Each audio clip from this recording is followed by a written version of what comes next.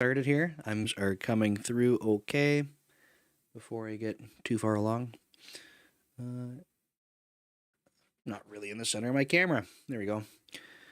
Okay, I think things are going through. LinkedIn looks okay. I think the chat's working, so welcome chat. If you want to say hey and make sure that where you're chatting from is working, try it out. I am watching the TikTok chat. I'm watching LinkedIn just in case. Sometimes the comments are kind of weird. LinkedIn uses comments for chat. Why? I don't know. So I've noticed that sometimes they don't show up in my chat. But I do have a shared chat. So we should be able to see that message come through. I'm going to put the chat up on the screen too. And it's got some messages from last time, but there you go. We are going to be live coding today, which should be fun because you'll get to see me mess up a lot. That's fun for you, maybe not fun for me, but it's going to be more WPF today. So C sharp WPF. I had a request to get some content together on a splash screen, and I figured this would be good to make. Give us a goal to work towards. I have a couple hours before work starts here, so should have something that functions. And I was thinking about like what requirements do we want to have when we're building a splash screen, and just a couple of things that came to mind high level.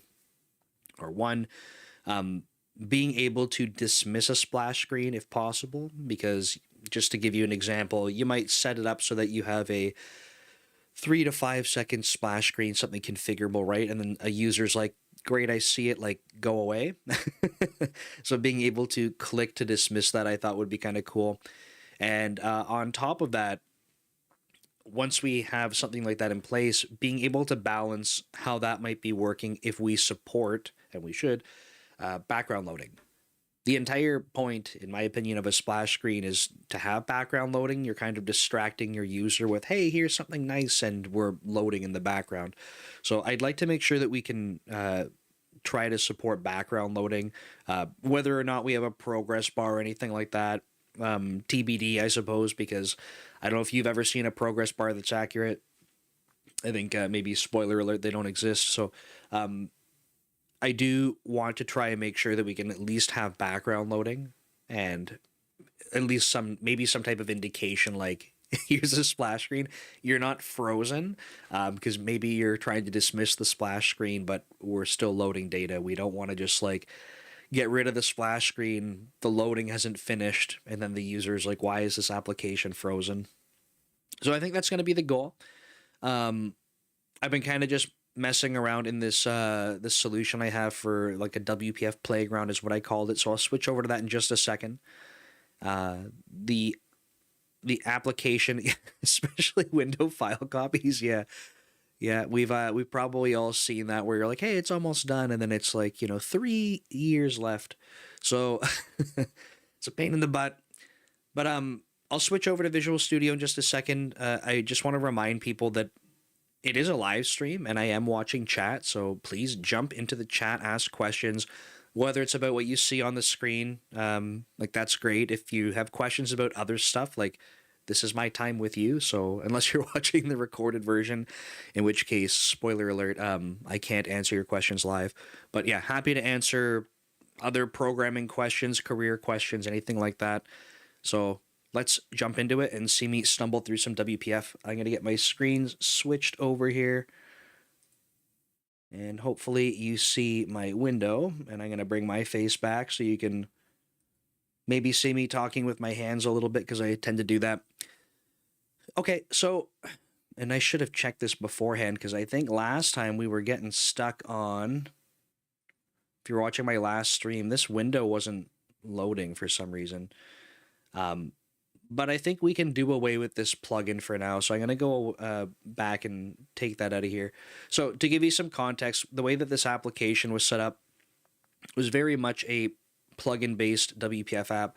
And to add some color there, WPF, part of the reason why I started talking about some WPF stuff has just been that in my history working with WPF, I find that I fight a lot with some of the patterns and things that they recommend that you're leveraging. So I have things that I've done over time where it's made it easier for me to work with WPF and not have to kind of avoid dependency injection. A lot of WPF stuff doesn't seem to work well with dependency injection. So how can we make that happen, right? The last video that I was doing, or last stream, I guess, we were talking about making, this is something that I really enjoy actually, making a facade. And the facade was allowing us to put building blocks of the user interface together without having to care. So if I scroll down to this code, we had this, what's called like a stitcher factory here, and we were able to combine user interface controls.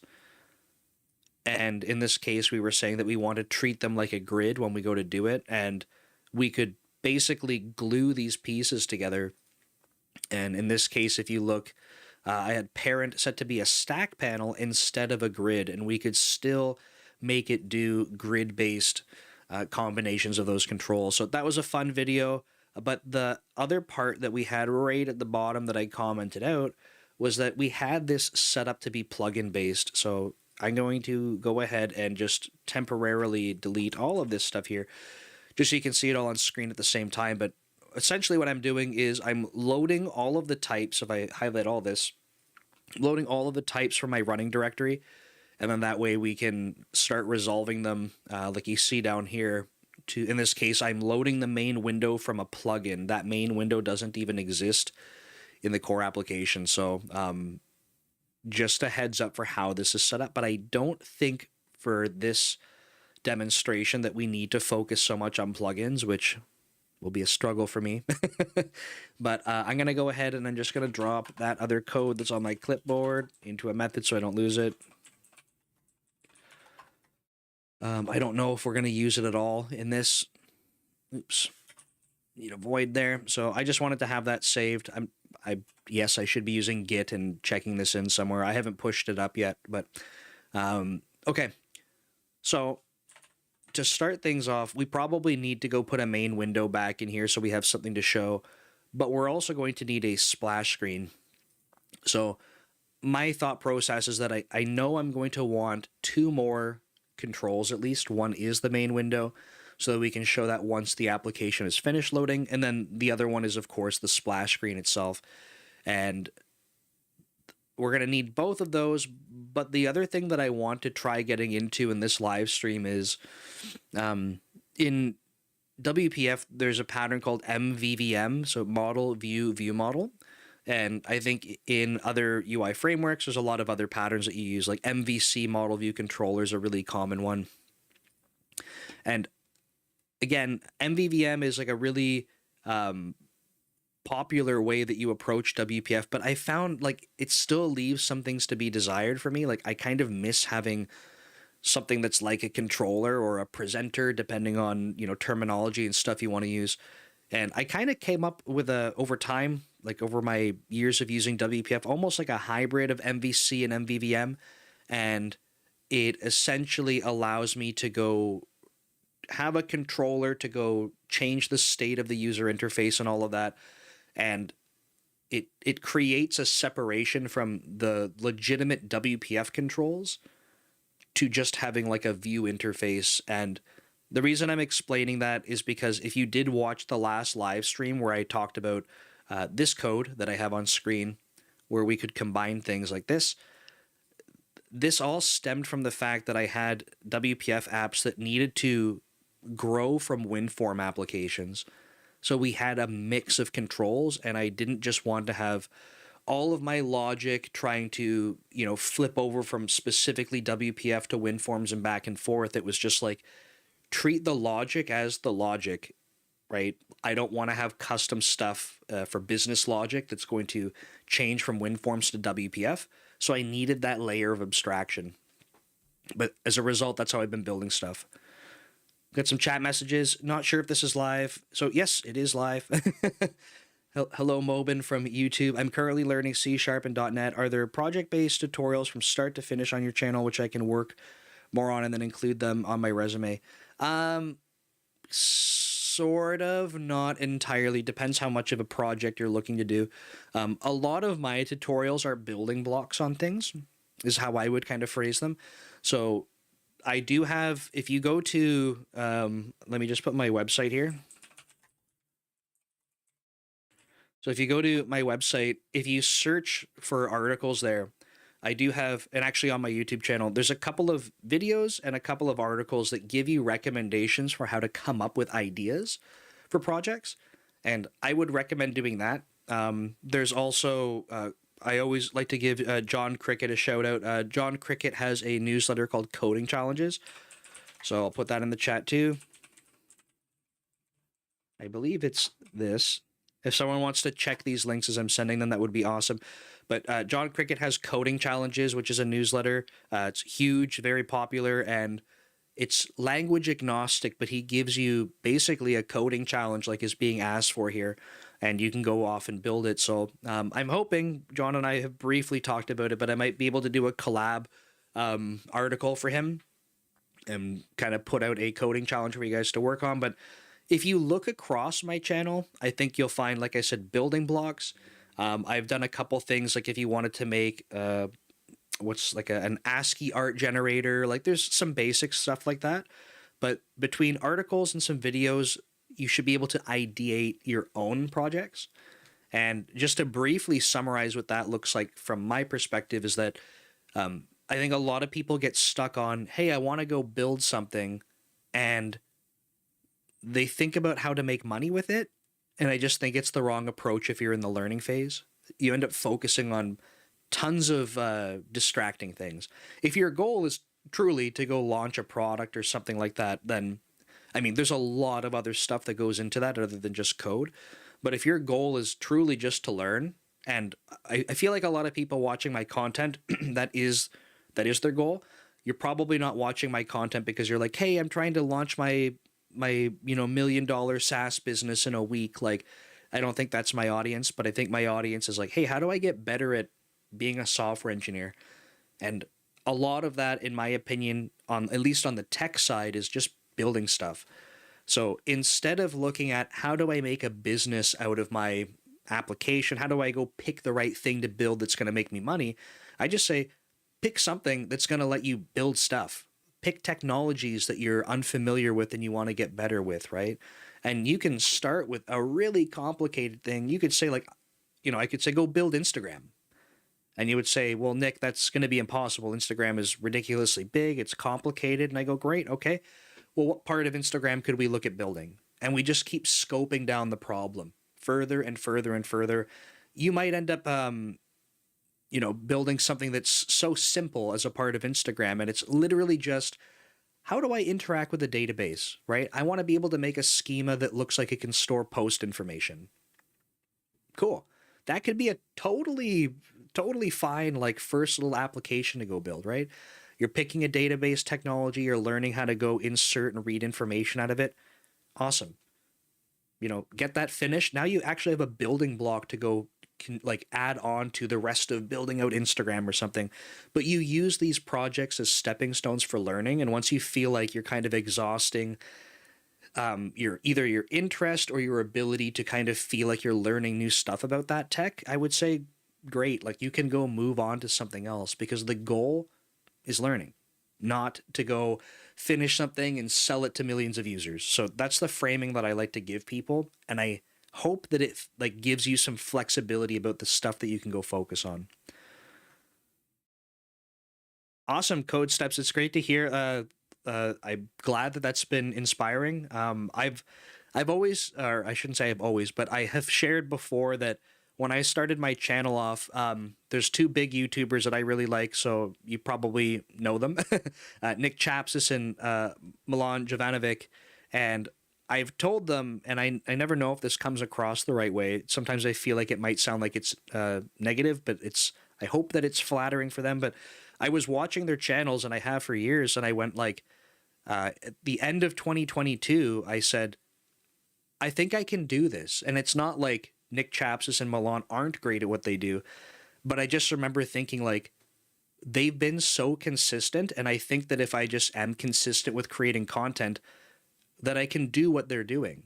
Now, again, they're amazing at what they do, and I think it will take me time to be amazing like them. But I said, they're doing it. they're being consistent. I think one of my superpowers is that I can be consistent. So 18 months into it, I'm hoping that I'm building that superpower up. But yeah, it's great to hear if my work has inspired you to go make your own channel. That's super cool. Would recommend looking at Code Katas too. They're there for you to keep practicing against and continuing. Awesome. Yeah, that's great. Thanks for sharing that, Sean. Um, Thanks, Coding Child. I appreciate that. Mobin, cool. Yeah, like let me know. You can always reach out to me on social media. Like so after this stream and stuff, if you want to send me a message on pick a platform. LinkedIn works well. I get a bunch of connection requests, so connecting with me isn't really the best thing. But if you want to send me a message, my profile's open, so you can send me a message and say, "Hey, I was asking this on the stream. Let me know if there's more data." Um, and we got John in the chat on LinkedIn. Hey, John. John has. Where's the link to this? I want to get a link to John's stuff. One sec.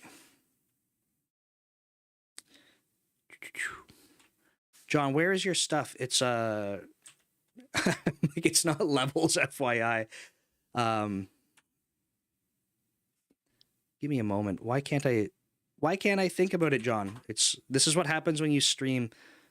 I'm just searching John's profile so I can get it. Latterly, that's it. Thank you. Latterly. So this is just because John dropped in.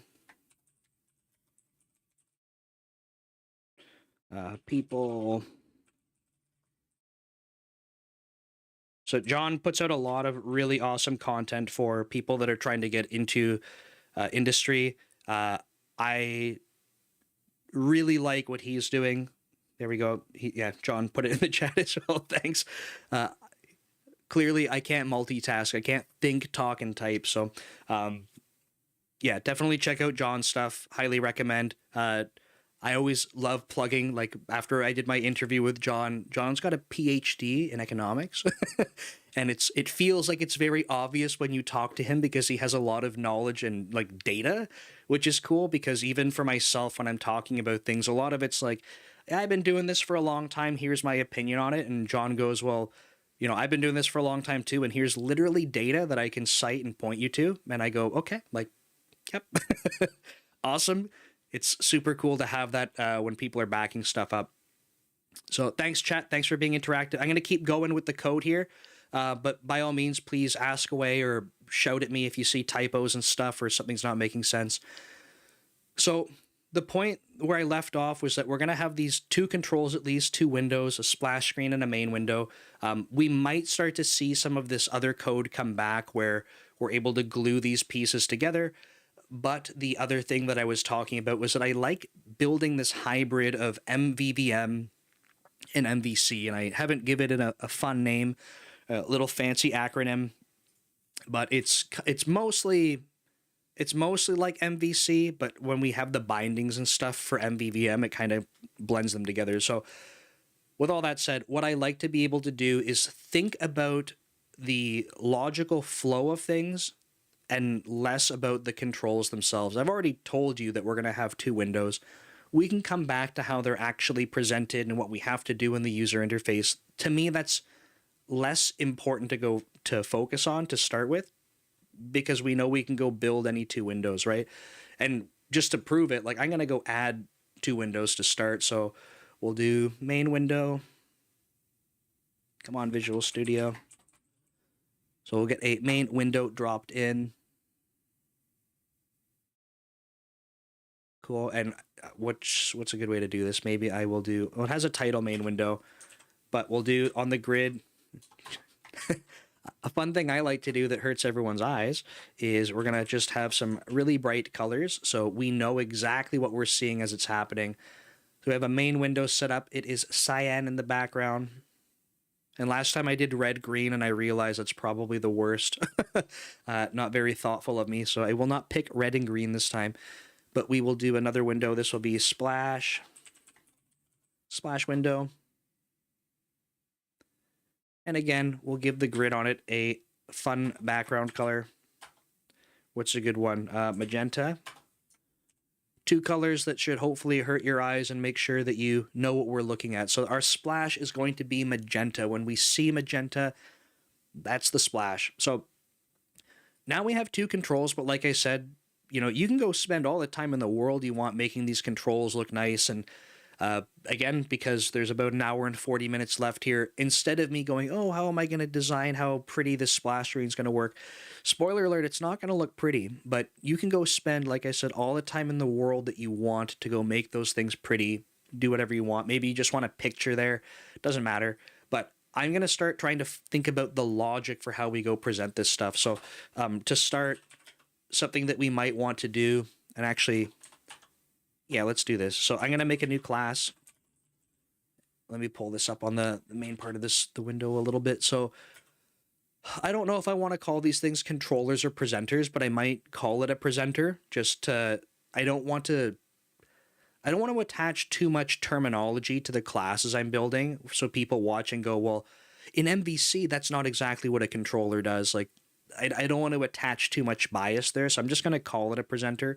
So we will have a splash presenter. And the goal of the splash presenter, and let me go even back up here, is I want to go... Thank you, Copilot. So what we're going to do is show... I'll probably do this. So we will have a method to go show the splash screen. And then after, what we can do is, we can do this a couple ways. So we can go get the main window and then ask the main window to be shown. Or we can continue the pattern.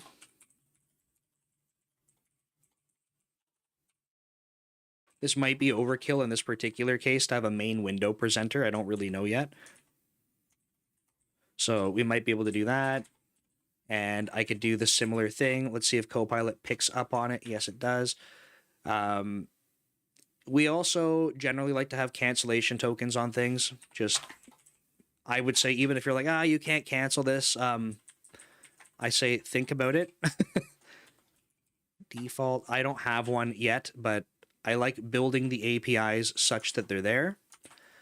And another thing to call out, because we're here, is if you're familiar with async await patterns in C#, if you come from working in ASP.NET Core, you generally don't think about this because people will say, oh, it doesn't matter because you don't have a scheduler the same way that you do in WPF and WinForms. And these methods don't exist, so the IntelliSense isn't working. But there's this thing called configure await. And if we put oops, don't do that. If we put false into here, what happens is that we are able to have an awaitable method.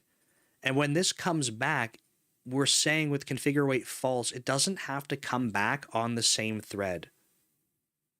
So I'm going to start dropping this kind of stuff into the code, but it's going to mean that we have some things to think about. And to explain what I mean by that,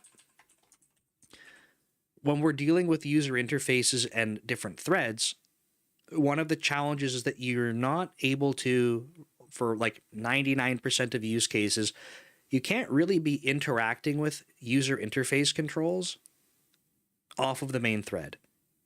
A lot of WPF for sure, WinForms for sure, probably lots of other user interface frameworks, they have a main thread to use for layout, painting. It's really just like a render thread. And accessing controls directly from other threads generally leads to like some cross-threading issues where the framework itself will say like, hey, you can't do that. Like, just not supported. They need to check if they're on the main thread. So I want to sprinkle this stuff in because I'm hoping that we can start to see some patterns show up with that where we go, hey, look, it's broken. And then we can think through like, well, why is it broken, right? We're trying to show this splash screen. We're going to do some background loading. But if we come back from showing the splash screen and then we're on a different thread and we try to show the main window, what should happen there? Another thing I want to call out, and this is maybe a little bit pedantic, but a lot of times you'll see people saying when you're doing like using your dependency injection container. So that's what this service provider is. It's the container that has all of our dependencies in it, and we can ask for them. A lot of the time you will hear people saying, like, I'm going to use air quotes here, to do it properly, you resolve the one main entry point. And the fact that I have to do two like this might be an indicator like you're doing the wrong thing. So in my opinion, like, whatever, this isn't a big deal at all. We want a splash screen that we want to show a main window, no big deal. But what we could do is make it such that the call to show splash screen, when this completes internally, it already has a reference to the main window presenter and can call it directly. So what I'm trying to say is this code that I have highlighted, if I cut it out, if we imagine that it existed inside of here at the end of showing the splash screen, that's one way you can kind of chain these things together, but I don't want to do that quite yet. So now we have these two things that don't have methods. Can I use a little bit of the refactoring menus to go do that for us? Looks like yes. This is a constructor. So we don't want to do async await inside of a constructor. That's a big no-no. So we can go refactor this a little bit more. I am going to take this out. On this code here, I'm going to pull it into, oh, there's no quick refactor for that. I'm going to make it a instance variable. If I could spell service provider. So if you haven't tried it before, try doing a live demo at work and like coding things along the way. You'll find very quickly that, and maybe you're just naturally an expert at it, but typing, talking in front of an audience is like not, it's not easy. That cancellation token doesn't exist there anymore. We do have a method.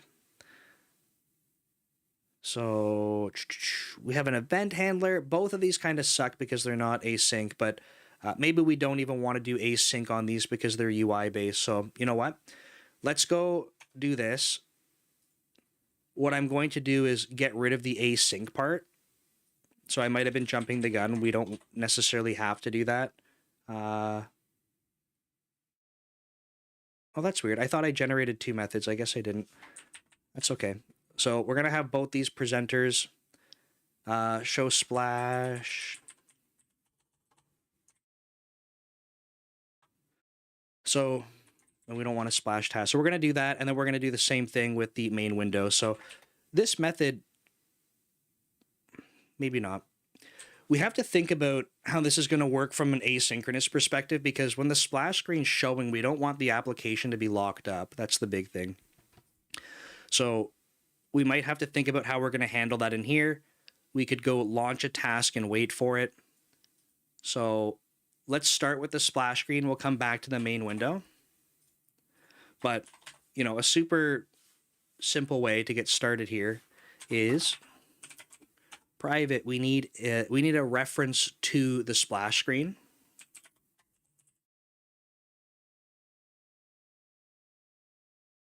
Because on our presenter, we're going to be using that to show it, right? So on the outside, we're just calling this presenter that has the logic. It has the API we want to use to go showing the splash screen. But inside here, we are going to know how we do that. And it's kind of funny, like, so they've already put, like, I didn't change the signature again. It's still async. And Copilot was like, hey, look, here's how you go make a splash screen, right? We're going to put it up, do a delay of 5 seconds, and then close it. But that means, like, this is generally what you should not be doing. I have videos and articles on this, but we might end up going down this path. On startup was synchronous, and I put async in front of it. Now we can do await here. But this combination in C#, async void, is like one of the most dangerous things you can be doing. And it's because when you have an exception that crosses the boundary, so anything inside of here that throws an exception and goes beyond this async void boundary is just absolute chaos. You can have a ton of problems in your application and not understand where they're happening because there's nothing there's no like part of your call stack that's able to handle that exception. So I think because this, oops, my control key is locked. That's funny. Okay, there we go. Because this code is super simple, we should be totally safe right now. So if we go call show splash, it's async, so we await it. This should technically go put up a splash screen for 5 seconds. It's not what we want, but let's go see it work. I'm going to try to move the window over as fast as I can. Okay, so there's our splash window, right? You can see me move it, so it's not locked up, and then it's gone. So that's kind of cool, right? We have a splash window that's able to show. We can use this async pattern to not have a locked up user interface, and we can go hide it. So not a bad start. Something that we want to think about, though, is I talked about a couple things. So some conditions. So one, can we close it early? Copilot, it's not what I want. Can we close the splash screen late? Sure you could. Can we do background loading? So what I want to think about is this idea that if we're showing the splash screen window, I want to not just wait for 5 seconds. I want to make sure that we can go run some background work. And basically, if the background work finishes very fast, then no big deal, right? But if we put the splash screen up and we're saying we want it to be there for at least, and this is the keyword here, at least 5 seconds or at least 3 seconds, whatever it is, if the background loading's still happening, we need to wait for that to finish. So it's kind of like the maximum between the two. And I think that's kind of an important thing for us to think about here. So how I might want to go think about doing this is we could have something that's like task, do, and actually I think the way that we might want to do that is this way, and we pass in a cancellation token here. I will put this onto a new line. Do heavy work, async. There we go. So this is another task. And we can also maybe have a parameter that's like time span, minimum.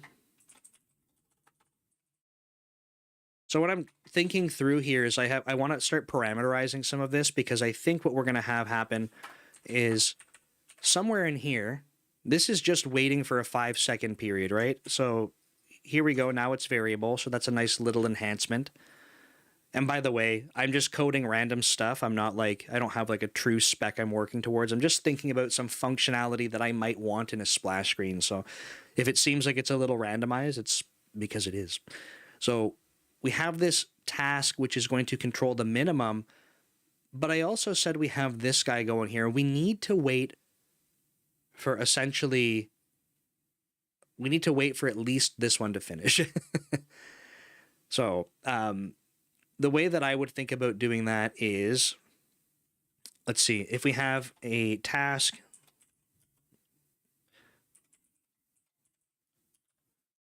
we'll call it minimum wait task. So we have this task, but we also have this.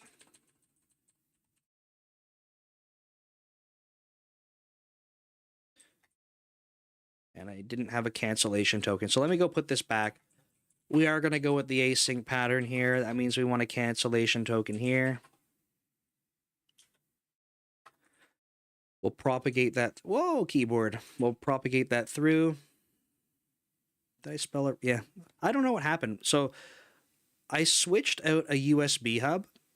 So I know what it is. I just don't know why it happens. I switched out a USB hub, and you can see that I typed cancellation token, and it's like the C key on my keyboard just got held down randomly. It's the only thing that's changed recently, so I don't know what it's doing. So now we have these two tasks, right? We could wait for, we have a couple options, right? We can do task when all, we could do task when any. We could await just do heavy work.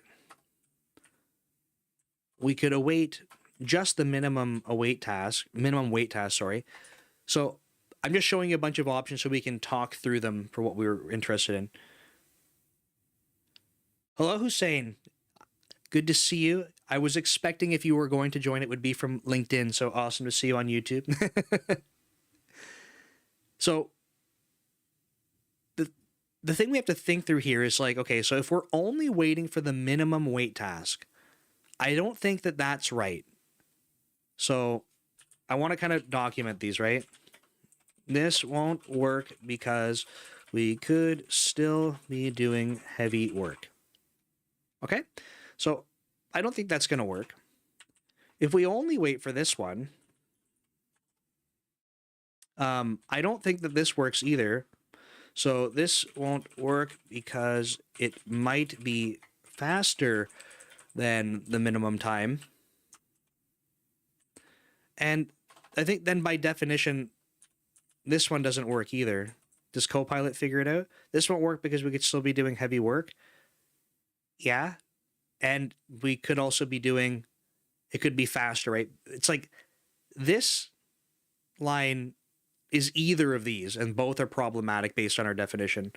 Yeah, it seems like it should be a max wait time, right? So it's when all.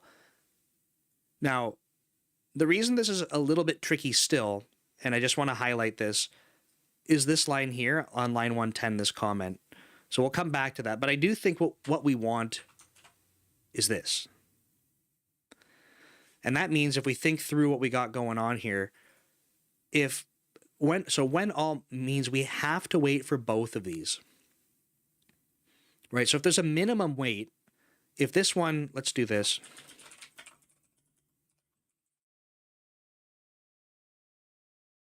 Okay, so if we do this, and these are the times that each task takes, it means we're going to have to wait, kind of like what Brian's saying in the chat there. We need to wait the full 10 seconds, and that's what we want, because if we only waited the 5 seconds, we'd still be doing work. We can't end yet, right? And if we flip these around, it's just the same argument the other direction. It's just I want to vocalize it, right? So if the minimum wait, we said we want this splash screen to always be up for 10 seconds. If we're still, so the heavy work finishes fast, we still want to wait the minimum 10 seconds. So it does need to be when all. But like I said, the weird part that we're going to want to think through is this. Because if heavy work is done, so let's go put this back. If heavy work finishes in 5 seconds, we should be allowed to close the window and interrupt this minimum wait. Right? So, and maybe I picked the name minimum wait as a bad name, but my thought process was like a minimum uninterrupted wait. So if a user's not clicking to close it, right? They can't click to close it if we're still doing work, but if we set the splash screen to be 10 seconds and the work finishes in 1 second, and they're like, I don't want to wait here anymore, they should be able to close it. So I want to work towards that. But we can kind of address this in a little bit, I think. And we might be able to do that with some instance variables and stuff. But if we go try this, let's go see if there's a way that we can make this. Oh, I need a cancellation. I need a bunch of stuff now. Okay, so that's what I get for adding parameters. We want, and I'm going to name them on here so we can see.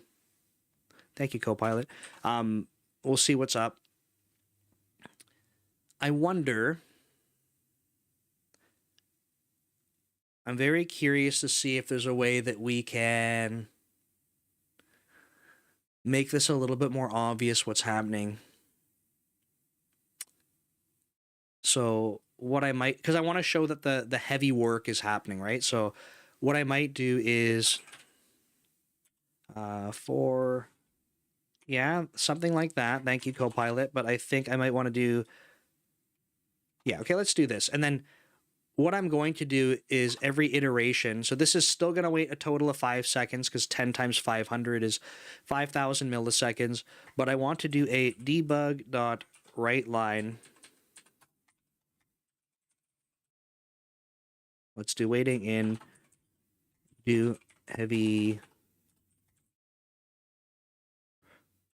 Okay, so we're going to do that, and we're going to print out to our debug window that this thing's running. So hopefully what I want to be able to show you is that we put this splash screen up. I want to be able to move the window around to show you it's not locked up and that this code is just running in the background. So let's go ahead and do that.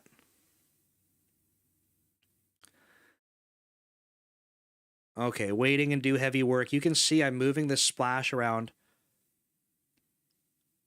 Does it close?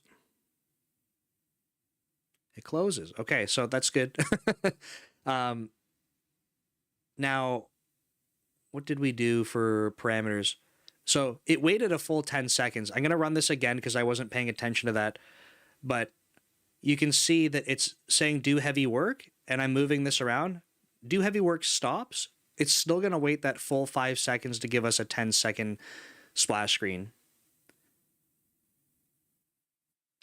Yeah, and then so the YouTube comment here. Sorry, I don't know if I can pronounce your name properly, and I don't want it to sound insulting if I try. Sorry, Janos, Janos. Maybe you should calculate when the minimum splash time ends and check it after the heavy work.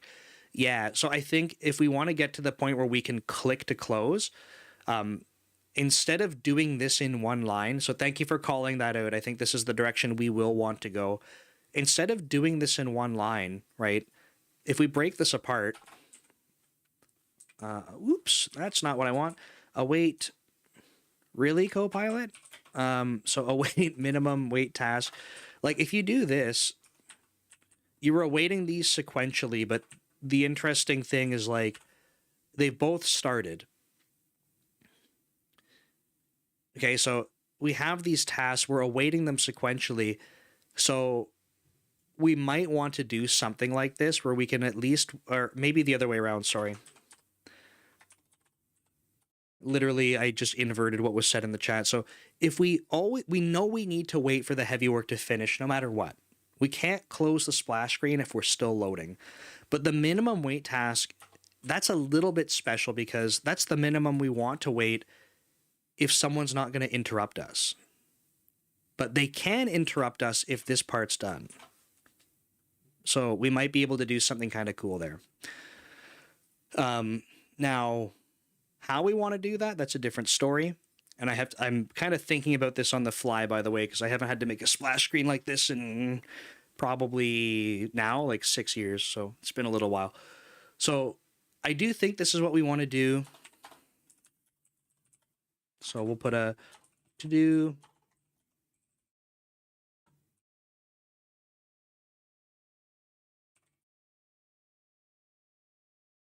We can do something like that. Okay. So far, I'm not upset with this. Let's go run this again to make sure it does what we expect when we wait these back to back. So I can move this around. Heavy work is done. This is still up. It should be just 5 seconds after.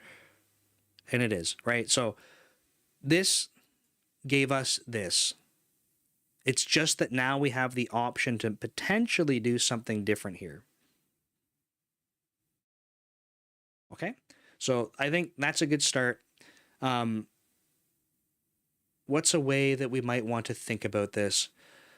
I think, because what I want to show you as well, and I don't know if I'm doing a good job demonstrating it, this is a presenter. This is all logic, and I don't want to be directly, and we're going to come back to this in a second, I don't want to be directly working with WPF controls here. I want to work with abstractions of them.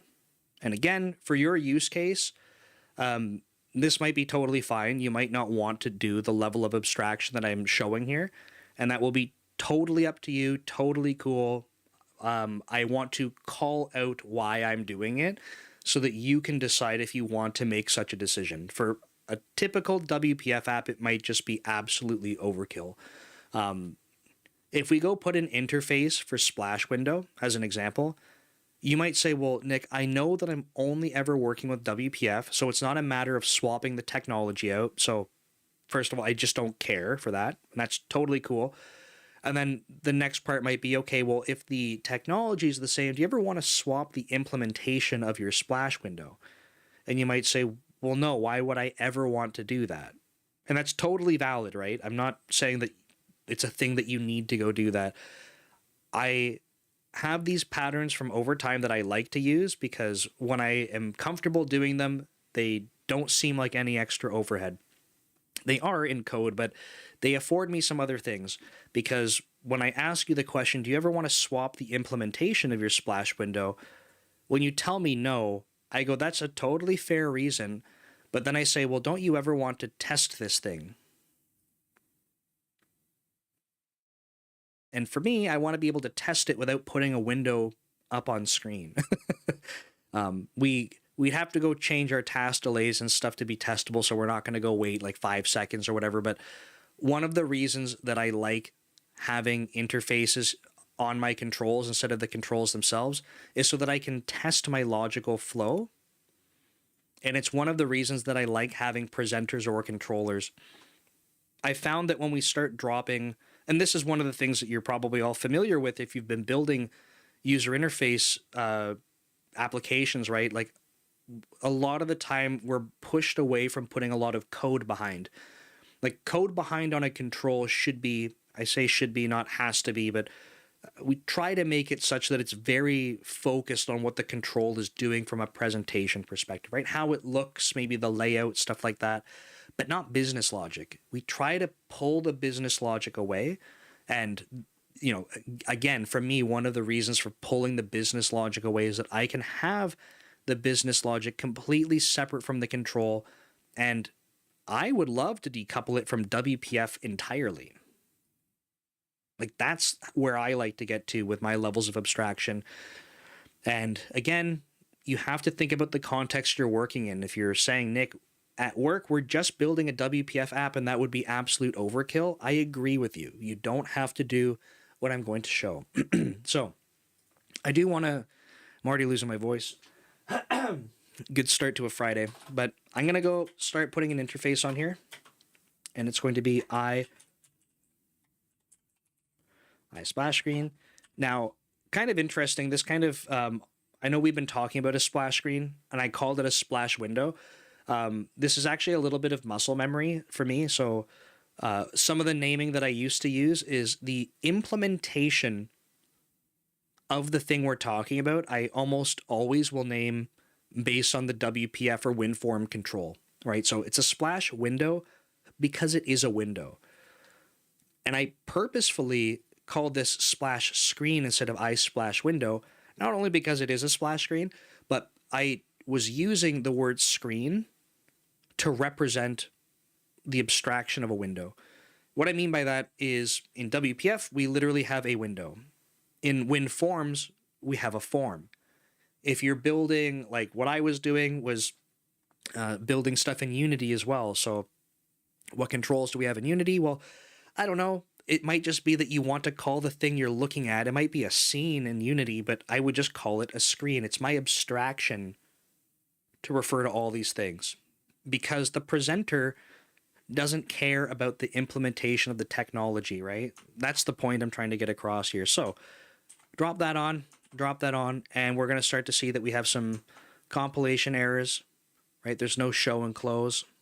So Copilot, thank you. feel like I should be getting some kickback from Copilot when I'm doing these videos, right? I guess I'm employed by Microsoft, so it helps. But now this works, except our splash window needs to go have that interface on it as well. So very simple because the splash screen has two methods, show and close, and window also does too. So we get those for free. What did I just go do? Well, nothing really useful in terms of functionality, but now this splash presenter doesn't depend on anything that's WPF specific. I think that's pretty cool. It seems like it's a trivial change, right? But literally, this thing doesn't care about WPF at all now. It does mean that we have to kind of move our mindset around because, and I want to explain why I did this as early as I did. What we're about to do is try to hook up some stuff onto the window itself that we can go click it to interact with it or have a close button, whatever we want to do. But that interaction is going to be very WPF specific. So again, if we can make it such that we click on any part of the window and it can intercept the click to be able to close, that's WPF specific. If we want to put a button onto that splash screen that says close, like putting the button, having the click event handler, that's very WPF specific. This thing just doesn't care about that. So if I didn't make that change, I wanted to get to a point where this thing doesn't care about it. So in my opinion, we can design it to be what I would call a little bit more clean. I hate using that word.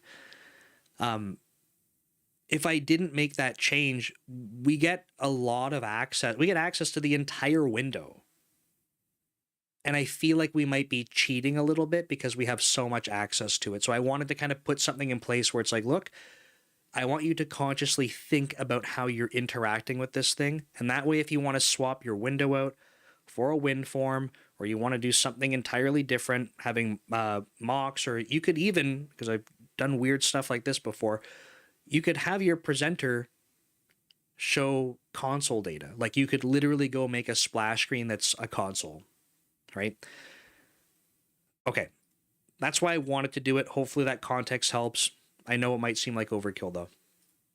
So at this point, this is the thing that I kind of want to figure out and how we go do that. So we know that we have 2 tasks to wait for, but after this first one, we can go do something more. So what we could do, and again, I haven't fully thought this through, but at this point, we could say can, and I don't actually want to do this on the window directly. We're going to, this is going to be funny. We might not even want to take in the window itself or the splash screen. We could be working with its view model. So that's kind of neat. The view model would give us that abstraction as well. So just to give me 1 sec, because I want to kind of walk through this thought experiment. If we have a splash window here, I'm still technically directly talking to the control, right?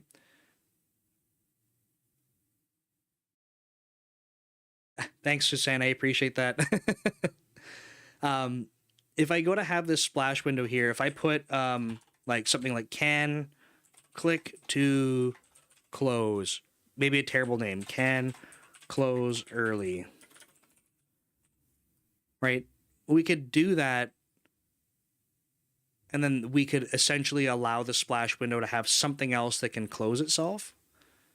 That might be kind of weird, because what if we have other logic here? So if we can do a can close early, I wish I should be drawing this out. It's kind of messy to think through. But if we can close early,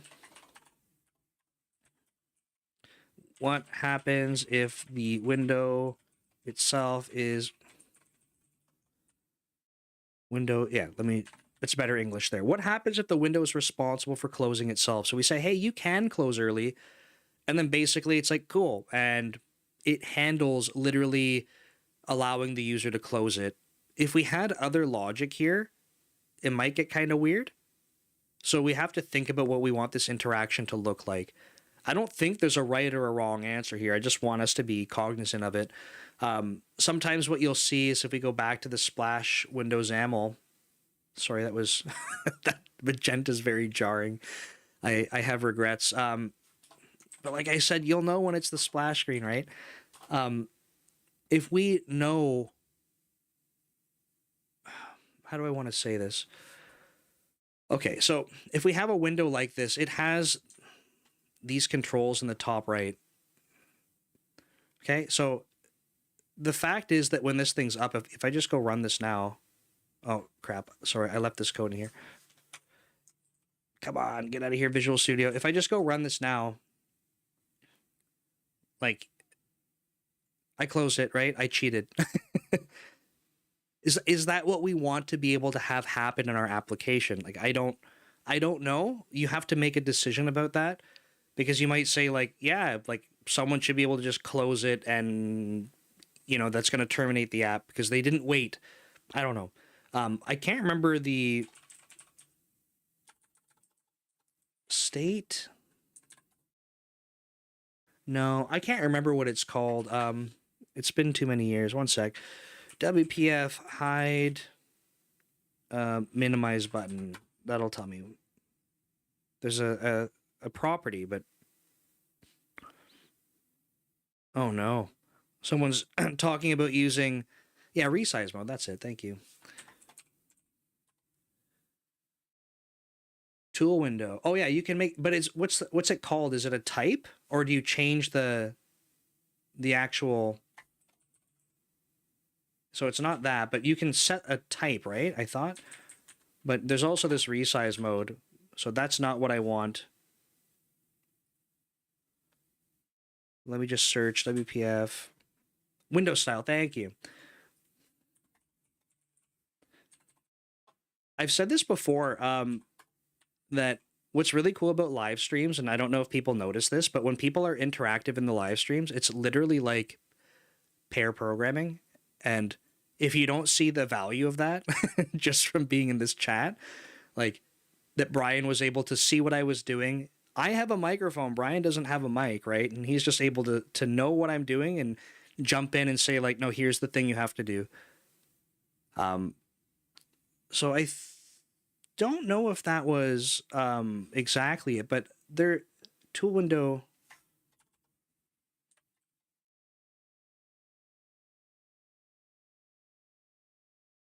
Is it just not updating it? Let's see what it looks like. Okay, so that got rid of the minimize, maximize, but there's still an X. So what's the setting for that? I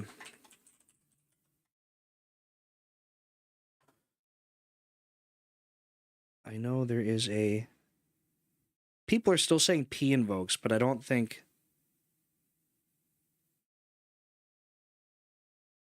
Man, I thought that there was a way to do this. There's a lot of people saying P invokes, but I thought you could do like a borderless window. Maybe that's a WinForms thing. There's no... Wow, amazing. Resize mode.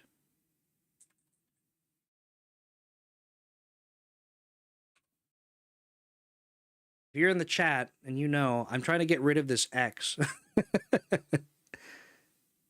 And I thought that there was an easy way to do it. I thought between resize mode and there's Windows state. But that's not it at all. I thought between these three things that it covers that. This one says set window style to none. That's okay. There it is. So Brian, thank you. I think all of your input led to exactly what I wanted. So now we have this splash screen and it's popping up in a weird spot. There's another thing that we should talk about on a splash screen though.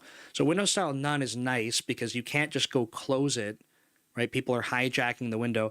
Although there is this weird behavior and it's not a big deal. Like you can't press escape on it, but you can press Alt F4. But if you wanted to press Alt F4 anyway, you're trying to exit the app, not a big deal. There is this startup location. Because this is the splash screen, center screen to me makes sense. Now, it's not going to look good for you on the stream because you see how it's in the bottom corner behind my head? That's the center of my monitor. I'm using 1/4 of my screen to stream to you guys, but that's the kind of thing that I would want on a splash screen. But now we don't have the border to close it earlier. So this is part of what I wanted to address. Okay, and we just have to kind of think through what we want to do here. So I want to make sure that we can enable the control You bind the window style. Yeah. So what we could do is basically this change here, right? We switch it from none to tool window. Like that's what the binding would be able to do. So, and Brian said binding, which is good. This is kind of getting at what I wanted to make sure we would avoid, right?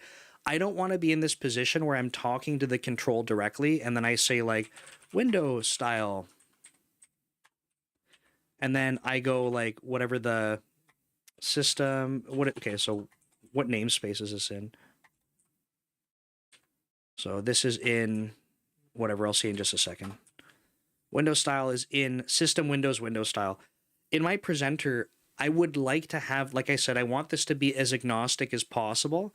So this is the functionality we want, but I'm trying to make it agnostic. And sorry, TikTok is trying to end my, oh, it did end my live stream. Wow.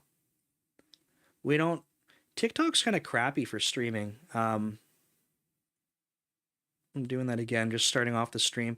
It's really weird. It's like there's people joining, people watching on TikTok, and it's like there's inactivity. So I'm assuming people need to be chatting on TikTok or else they'll end my stream, which is dumb. So anyway, this is the behavior we want to have. And we could do more. We could go put a button. We could go make it so that you click on the splash window and it will be able to close and stuff. So like we could do that. The other thing is, again, if we go make this a tool window, it can close, but do we want that or do we want this presenter to be able to handle the closing for us? So that's something to think about. I don't know, especially, I haven't given this enough thought, but in the next hour, I'm not sure that I'm going to arrive at a solution that I'm totally happy with. I like my presenters having full control over what's going on. So if the window itself is able to close itself and that might disrupt this kind of state that follows, I might not like that, but it might be totally fine for what we're doing. So we can go approach it that way, especially because right now there is no other logic that happens after here. So it might not be a big deal. The thing that I'm not liking that I wanted to come back to is this presenter. The way that I used to do this kind of stuff is like, I'm kind of cheating a little bit. I'm calling methods on the control itself, and I don't think I should be doing that. I liked previously passing in these things so that I could structure the user interface. So if I needed to go, just to give you an example, if I had a window or a control, I would use a presenter and have a reference to one of my controls this way, only so that I could go add children or remove children or whatever I needed to on the control itself. But I don't necessarily like controlling the state this way. Like obviously this is not what I would recommend because this is directly touching the control. Again, if I'm talking about abstractions here, like this, we could go switch this whole thing back, right? Like, and be done.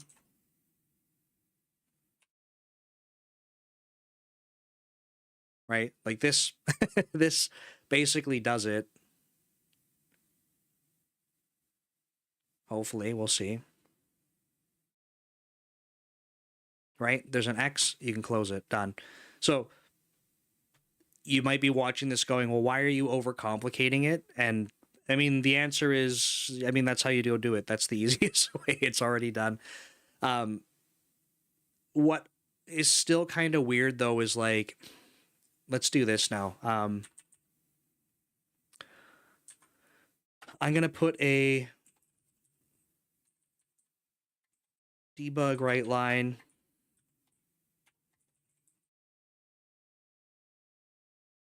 Here.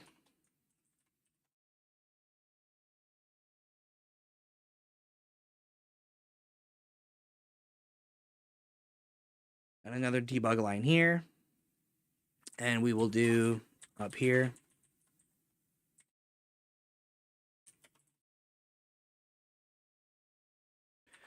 Okay, so I'm going to run this again. We're going to have these these write lines out to the console to watch for.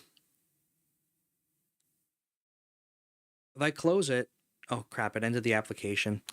Ah, man.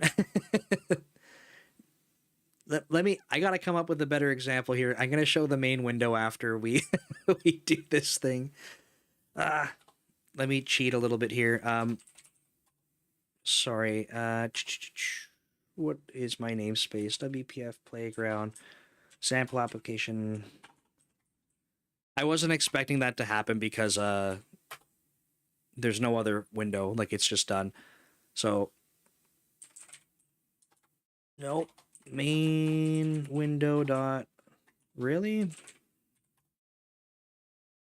Okay, so I still don't think this is going to work. If we close that,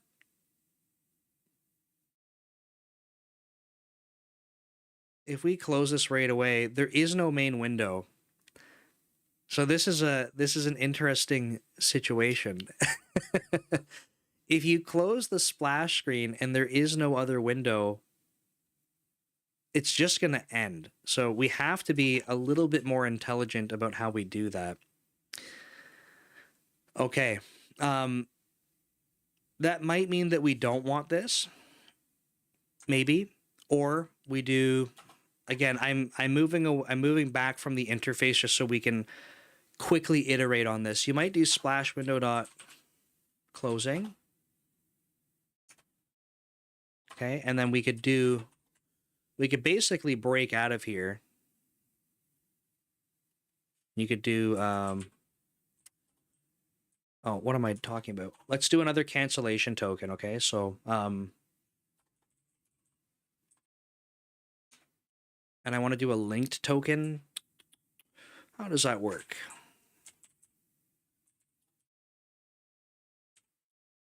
So just to explain what I'm doing, I'm going to basically, let's call this min.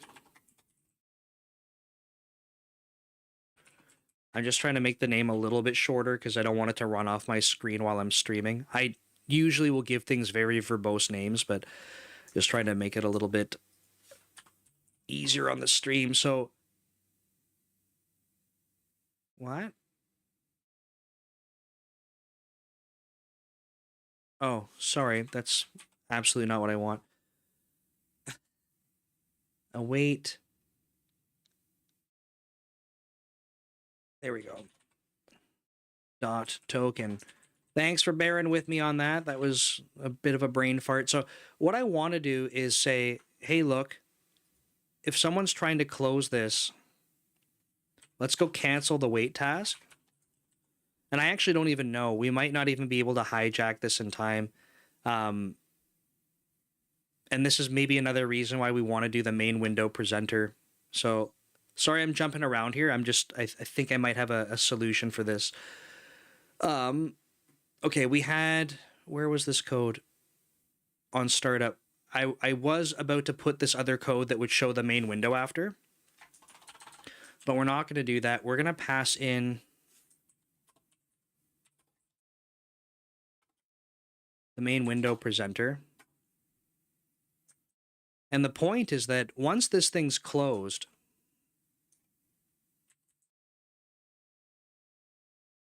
we'll go show the main window. Okay, so if I go here, now we need to go set this thing up. Thanks, Copilot.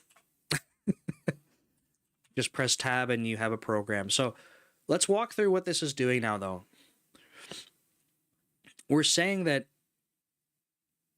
like, we're kind of hijacking when someone's trying to close the splash window, we're going to make sure that we're showing the main window. And I don't know if this is sufficient. Right now, I'm just focused on if someone presses that X, are we able to say, hey, wait, don't terminate the whole application. We need to make sure that we can go show this main window. But the other thing that I'm doing here is trying to cancel that that delay. I don't know if that can. I hate cancellation tokens for this reason. I don't know if that's going to throw an exception. We'll find out.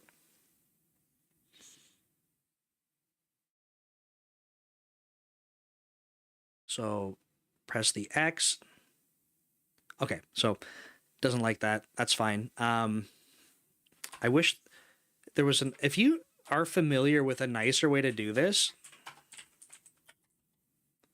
let me know. But I like this feels like the most terrible thing ever. uh, but it seems to do the trick. Or operation canceled exception works too. So let's try this again. I just want to see if the application stays up. And it does. Look at that. So that's cool. That happens if we close with the X. If we just leave it, so I'm not going to click on the X when it comes up. We're going to wait the full 10 seconds together. And we'll see. Still works, right? So this is interesting. This might be behavior we want to stick with. I still kind of think that this is a little gross. Like we still have this splash window close, and it doesn't have to get called if we've gone through this path. My control key keeps getting stuck.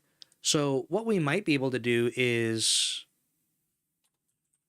continue with, I'm just thinking about this for the first time, sorry. So we call it like this. And I'm just thinking that if we wait for that minimum wait and it's not canceled, we can go move this code there. And what's the task continuation options? Only if run to completion. Okay, let's try these two scenarios again. By the way, if I wasn't using the control directly, and we were using interfaces, I could be writing tests on this. Calling thread. Ah, there we go. There is our first. I knew it was going to happen on stream. I'm glad I talked about it at the beginning. This is our first cross-thread operation. This is happening on a background thread. So, how do we get a dispatcher again? How does this work? WPF dispatch main thread. This has been a long time. Got to love the dispatcher, yes. Oh, it is. Oh, on the application or any UI elements dispatcher. Okay. Okay, this is cheating. And it's cheating because, and we'll come up with a solution for this hopefully before the stream's over. This looks real nasty, but let me see if I can, does that help? I don't know. It's still pretty gross. We have this minimum wait, and when the minimum wait finishes, only when it's actually ran successfully, we're going to close the splash window because someone else didn't close it for us. And we need to go run on the main thread. The reason I was saying that this is kind of gross is like I said, if I want to get away from using the WPF stuff specifically, like, I don't want to go ask for someone's dispatcher. Like, that to me is just weird. It means that I have to understand that it is WPF and it has a dispatcher. So I would want to change this around, but I'm realizing that on this stream I might not be able to get to how I want to use those abstractions properly. So let's kind of focus on getting this functional before we focus on getting it too abstract. So I'm going to let this thing run again. Hopefully it closes on the main thread and it's all good to go. A couple more seconds here. Boom. Works. We're happy with that. Very nice. Now I'm going to run it again, but this time I'm going to press that X after 5 seconds. Ready? Fire away. Also works. I'm just kind of waiting to see. Except you can see exception thrown, task canceled exception. So we canceled that thread, right? Application current dispatcher. Thank you.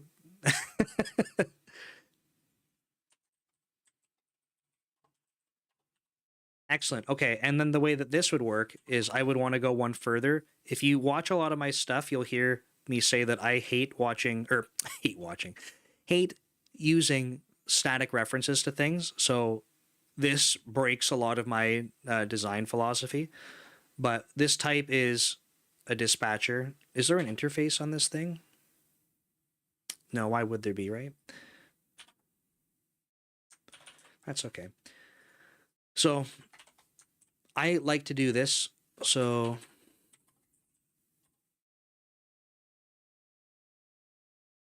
I just realized that's not a primary constructor. It was throwing me off. So that's how I would like to do this. Not ask for it from this context, but up when we go create it. And this is kind of funny. I don't know. I doubt that's going to be exposed with Screwdoor and the service provider. Yeah, it's not. So it doesn't know that, which is fine. I know exactly how to do this with AutoFac. I don't know how to do this with the built-in dependency injection stuff. Yeah, the pair programming part is awesome, especially for me, because when I'm sitting here being like, oh, this is so embarrassing, I don't know what I'm talking about. Someone's just like, here's a one line, like, go fix everything. So I do appreciate it. So this is how I would probably do this kind of thing in real life. I would go,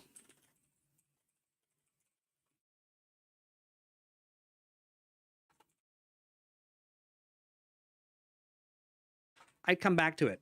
It's not going to end everything for me. I know that it's very doable to pass this in with dependency injection. Part of, if you've been following a lot of the other content I've been making, I've been trying to move away from AutoFac. It's the dependency injection framework that I love to use, but I'm trying to move away from it because a lot of the stuff that I'm finding in ASP.NET Core, it's so entrenched in, and it's a good thing, it's so entrenched in the built-in dependency injection framework that, like, I'm finding using AutoFac now is like I'm fighting with a lot of things that way. Hey, Rambling Geek, good to see you again. Yeah, Brian's saying we have an old app where that's nearly every constructor for our view models. Yeah, it's not great, right? Like, we don't want to be doing this kind of thing. But I just, like I said, with AutoFac, I know exactly how to do this. I don't know how I can like hijack the construction of that using this pattern yet. It's got to be doable. I have to spend more time doing it. Just to give you an example, I mean, we can solve this, right, with one more level of abstraction. So I just want to show you that this is how you could do it, I think. Splash, presenter.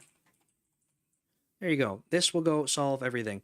But it doesn't actually, it just means that if you went this direction, you just move where this is, right? Because the point is that if we wanted the Splash Presenter factory, they can go make one of these, then we could go pass in the dispatcher through here, but now this Splash Presenter factory has the same problem. How do you inject that dispatcher in? So I'm not going to go down that route. It's just a thought experiment if you wanted to move things around. So let's kind of have a little look at what we got going on here. I'll clean up some of the comments. By the way, because we are doing some lovely pair programming together, does anyone have patterns they use for this? Like, I don't care if it was canceled, just keep going. Build a small app, Windows Forms 4.8 using Entity Framework Core, and performance isn't great. Yeah, I'm not a fan of Entity Framework Core. I find if things aren't working the way that I want, there's too much magic in between me and the sequel, and I would just rather write the sequel. I feel like Entity Framework Core works amazingly for two groups of people. One is people that know nothing about SQL, and they just kind of started with code and they can just write stuff, or the exact opposite. People are like very good at SQL and they know how Entity Framework can just like skip a lot of that heavy lifting for them. I know SQL. but I feel like I haven't spent enough time with Entity Framework Core to understand how it's going to replace some of that stuff for me. But yeah, even like Sean saying, Dapper's my normal go-to. I had heard about, so I started using Dapper this year, and it's funny because I was trying to use Entity Framework Core, and I was like, it's not going so well for me. Like, why am I fighting with this? Why does it feel like I'm doing the wrong thing? And then someone was like, hey, try Dapper. And I'm like, yeah, I heard it, Dapper. Okay. And then I tried it, and I was like, Dapper is literally how I write my interactions. It just saves me one complete step. It plugs in perfectly to how I like to write code. So, oh, and Ramley Geek saying it wasn't core, it was full framework. Why are you doing that, man? Get on core. Core is where it's at. I understand there's potentially some constraints there. So, anyway, if people know or have a pattern for how to do this, yeah, let me know, because I hate doing this kind of thing. Like, I want this to be cancelable and just be like, cool, like, continue on. Maybe I'll search that. C# pattern for handling task canceled. Because I haven't yet seen something I like. Stack Overflow. I haven't read this yet, so we're going to read it together.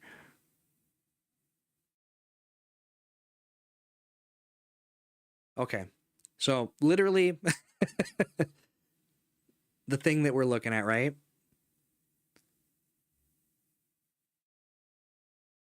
Oh man, that's not that's not what I want, man. I'm trying to see if there's like a one-liner that's like, we just don't care. Okay. This still feels like it's a lot though.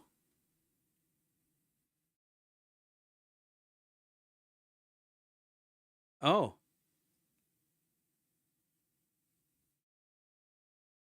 interesting. But it's not really what I want. Hopefully this. Yeah, they're literally just saying do the same thing. I Does someone have an extension method for that? Could we go write one super quick? I just feel like I'm not the first person that thought about this, right? Okay. Maybe we'll spend a couple minutes. So continue with, does that actually just work? Thanks for suggesting that in the chat, Steve. I'm just curious, like, do I have to put that continue with? Okay, I'm just gonna. I know I have the microphone and you don't, so this is kind of unfair to be like, hey, like, there's a delay too. Like, hey, Steve, answer this for me. So I'm going, but do I need to have that continue with all the way up at the top? Like, do I have to slap that onto? Oops. Why is that so crazy? Do I have to go do that up here? Or is there a way that for any task that I can go do it like that? Because I think this is what I would want to do.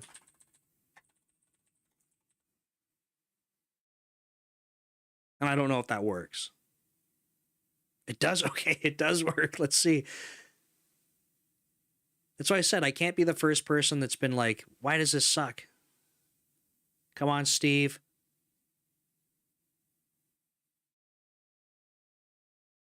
Oh, Steve, you are a savior. That is so cool. Thanks so much. I can't believe that worked. That's great. I didn't know that. Um, I wonder I wonder if there's any risks associated with that. Like, this is going to swallow any exception, I guess. So, and again, I don't mean to put you on the spot, Steve. I'm just thinking about this because I have never seen this in terms of a solution, but it looks like if anything else happened in here, it would. So if we threw an exception for any reason, would it just be hidden? because ours is literally a task delay. It's like, it doesn't matter. Task delay shouldn't be throwing any other exceptions except cancellation. I'm just curious though, if there's other tasks that we're running some background stuff like polling and we just want to end it, right? And then it throws a task canceled exception. That polling could throw an exception for another reason we might want to know. So I'm thinking that this might be a little bit too heavy-handed, but I just don't know. Anyway, that's really cool that this works. I just didn't know that existed. Okay. I'm trying to think what else I might want to tackle here. So we have a functioning splash screen, right? The part where it's actually doing work is pretty boring. If you wanted to be able to, if you wanted to be able to have some type of progress or something like that, this gets a little tricky, because if we look at the API we have, do heavy work async callback, the person who's doing the work, we're not giving them a reference to anything. We're just saying, you go run work. If they're like, hey, well, I want to update the UI to say, like, here's the status, or here's how far along we are, they don't have that option because you're not giving them anything to work with, right? So that's one thing to think about, because in here, like, I'm writing out to the, you know, to the output window, the debug console. But if you were like, I want to be able to do like, oops. Yeah. So, sorry, I'm reading Steve's messages in the chat because I was very excited about this. Said I wrote some extensions to rethrow everything except the cancellations. Perfect. Yeah. So that's kind of what I was thinking. Just to highlight, if we go back here, I think Steve's agreeing with me that if you do this, it will end up being, for other situations other than like a task delay, probably too heavy-handed. If your task throws an exception, it will just get swallowed. We only care about the task cancellation ones to say, hey, look, someone canceled this. It's cancelable. That's cool. Like, let's keep going. We need to be able to rethrow other exceptions. So Steve was saying that he has an extension method for that, which is, I think, super cool. Hello, Vlad on YouTube. Good to see you here. Okay, so what I was trying to say up here is if we wanted to be able to do splash window, like, I don't know, we're going in increments of 10, so it's like plus equals.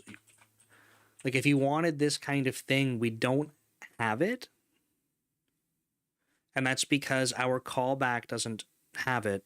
So we could, and I'm not saying that this is going to be perfect, but we could change this to be like, you could have the whole splash screen get passed in. You could do iProgress. What's this need to be, like a float or something maybe? Well, make it a double just for now, but you could do something like this, and then you have to,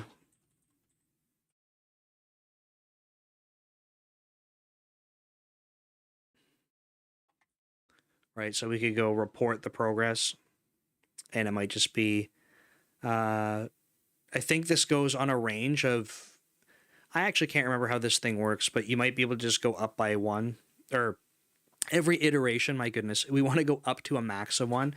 So you could report a progress update, the value of the, so I think this is the overall progress. So if we wanted it from 0 to 1, for us, we would want to do right?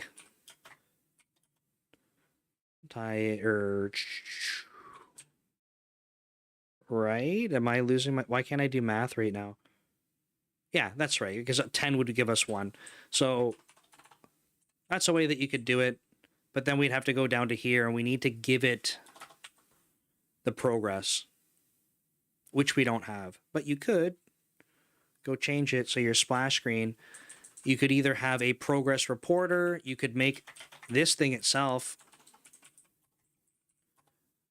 I generally don't like doing this kind of thing, and I'll show you what it looks like, but I'll explain why I don't like doing it. So this now works, except splash window over here needs this.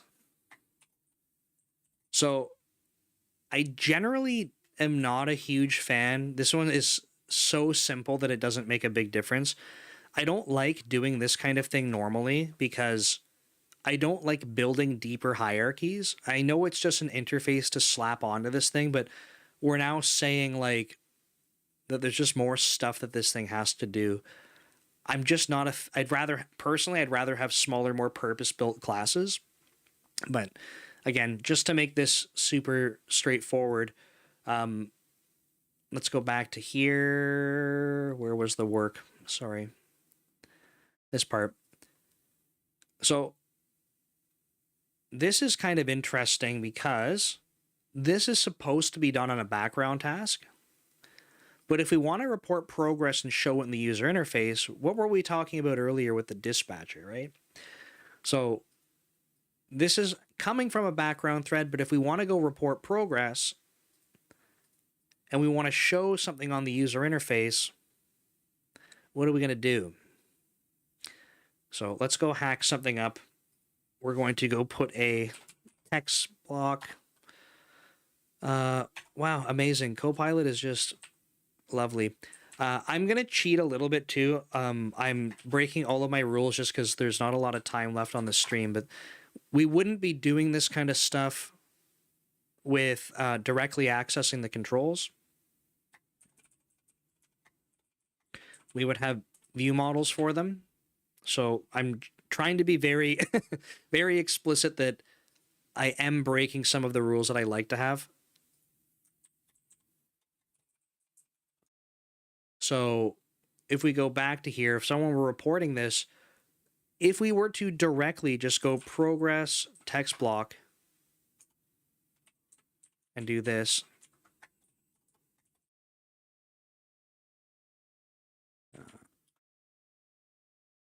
oh, what's P0? What is that?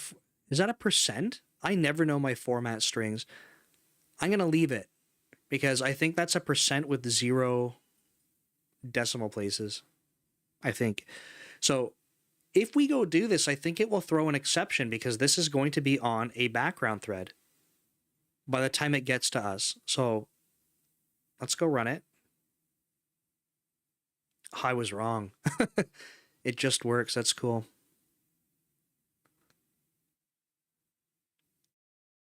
But our progress is weird, right? It's going up by 10% every time. That makes sense.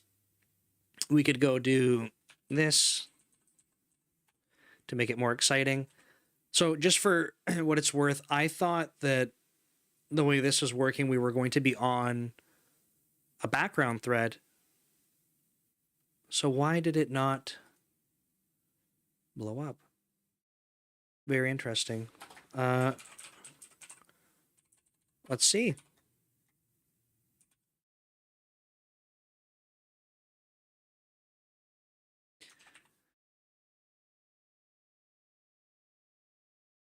Well, hold on. Is there a...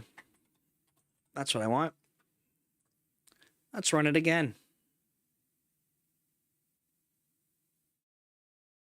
There's no name. Oh, and our progress is out to lunch now. Sorry. Yeah, it needs to be this now. I wasn't paying attention to that part. Sorry, I was trying to look at the current thread part. Let's just put a breakpoint here.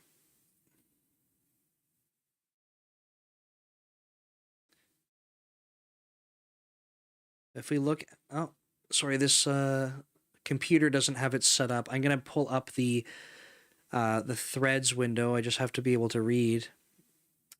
Windows, threads. So it is on the main thread. So that's kind of risky, actually. I didn't realize this. All of this work that we're doing is technically on the main thread, which is not what we want to do. So I think when we go to run this, there's a way that you can do this better where when we go to run a task, how does this need to look? you can basically tell the scheduler like this is going to be a long running background task, and it will prioritize putting it on a different thread. Anyway, to go back to, I'm just thinking about the time constraints that I have here. I'm not going to be able to go answer that for you guys. Sorry. The point that I wanted to get across is,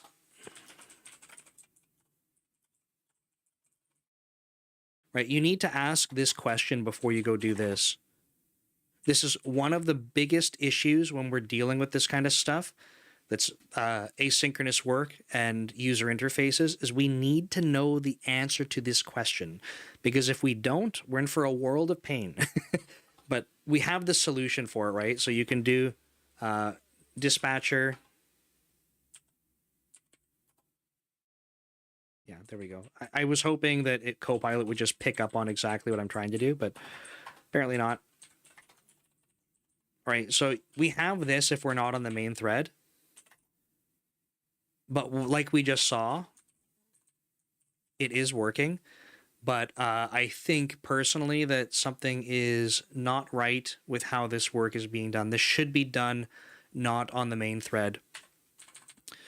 But we're not going to be able to get to that, I don't think, in the next little bit. I want to just make sure that we can kind of step through this. We'll make a list of what's outstanding. And that way, if you're watching this, especially after it's been recorded, and you're like, okay, like how did Nick get the splash screen to work? We can just make sure that you have a checklist of things to double check. So at this point, we can do a little bit of progress reporting. If I go run this, hopefully we see it counts up pretty quick. Right, gets to 99%, kind of weird. And that's because this is from 0 to 100. So easy solution.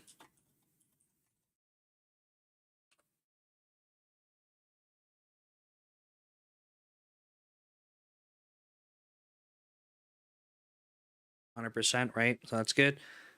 You can close it. Excellent. So if you need progress reporting, there you go. Something else to keep in mind, I didn't mention this, but this is a really primitive way to do progress reporting. It's a built-in interface that we have access to. You might want to do something more robust for progress reporting. So for example, instead of just having a number, you might want to do something that has like a status in it as well, right? So where was this thing defined? So I did iProgress double. I think you can do this. I'm just going to call it progress DTO just for data transfer object. Just bear with me for a second. So we can have a double value for the progress and then a string of message. So you could do something like this. And I meant to make this a record, sorry. I think you can do this. And that would mean that we need to change a couple of other things. So we could do, let's see.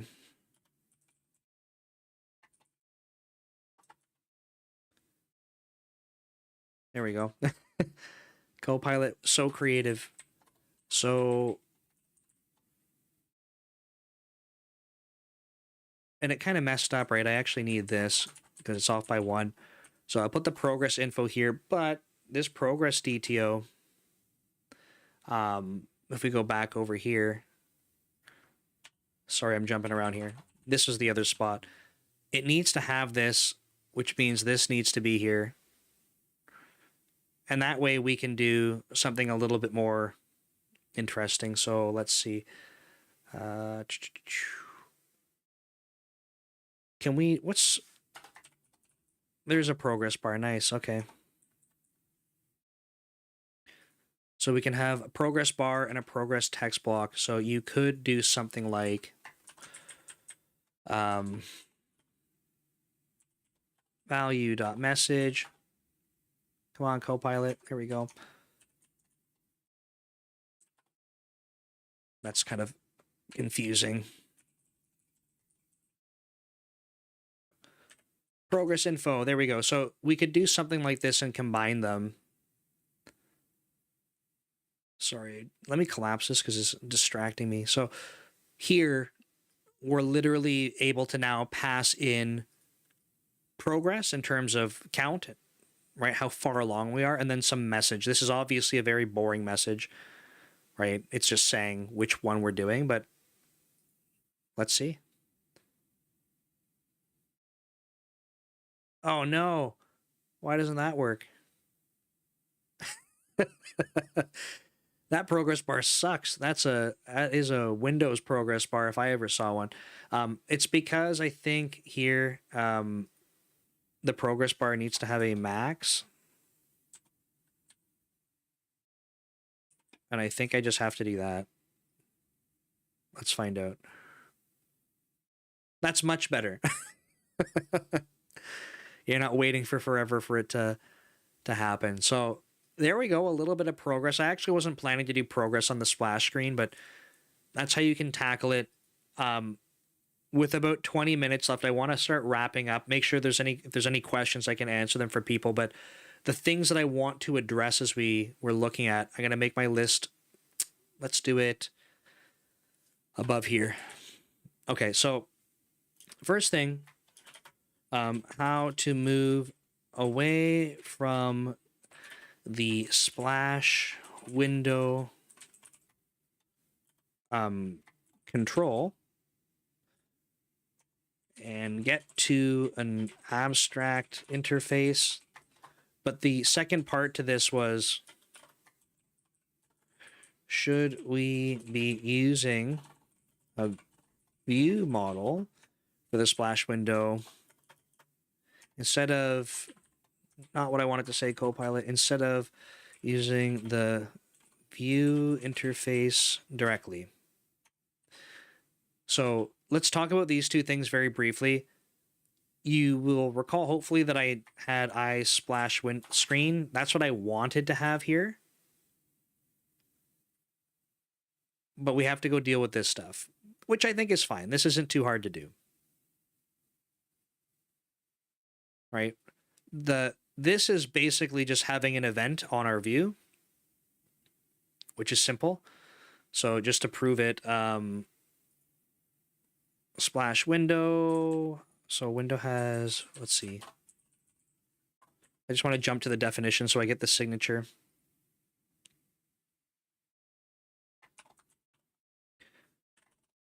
Okay, so we could literally go on our splash screen. I like putting events above my methods, just out of habit. So that's cool. We've already addressed one of them.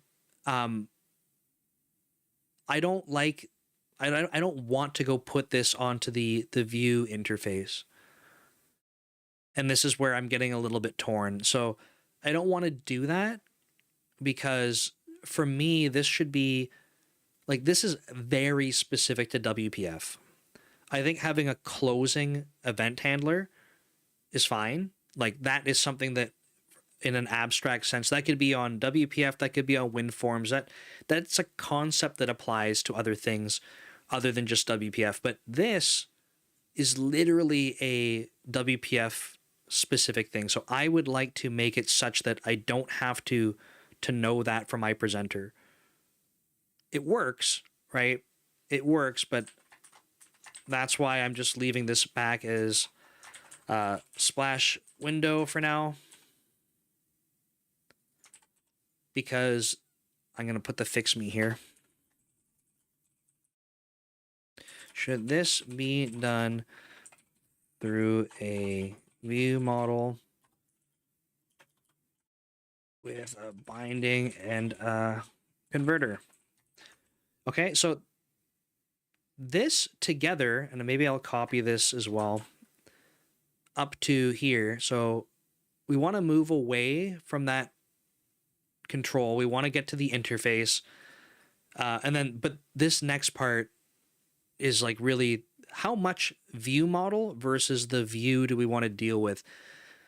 I mentioned way earlier in the stream that when I'm passing in a view and using the interface, so this would have been iSplash screen, I only like using views if I'm trying to literally compose what the user interface is going to look like, stacking controls and stuff together. I don't like having access to the view to manipulate it In my opinion, that's what the view model's for. The bindings can take care of the rest. But it leaves us in a weird state because the way that this is currently looking is I would also need like splash view model, and like now I have access to both of these things.